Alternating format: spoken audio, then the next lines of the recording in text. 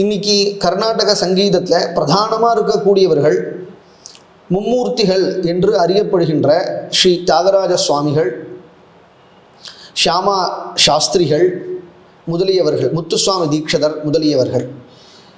இவர்களுடைய கீர்த்தனங்கள் அநேகம் உண்டு. பல கீர்த்தனங்கள் இன்னைக்கு நமக்கு கிடைக்கல. கிடைச்ச கீர்த்தனங்கள் சங்கிய எண்ணிக்கை உண்டு.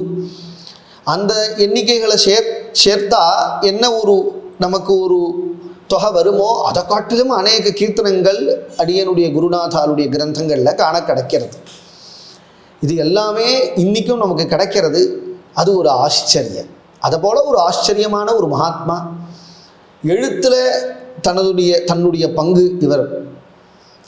இவ்வளவு பங்கு அவர் ஆற்றிருக்கிறார். இந்த தர்மத்துக்கு பிரவச்சனம் மூலியமாக நிறையா பங்கு ஆற்றிருக்கிறார். கோவில்களுக்கும் பல பங்கு ஆற்றிருக்கிறார்.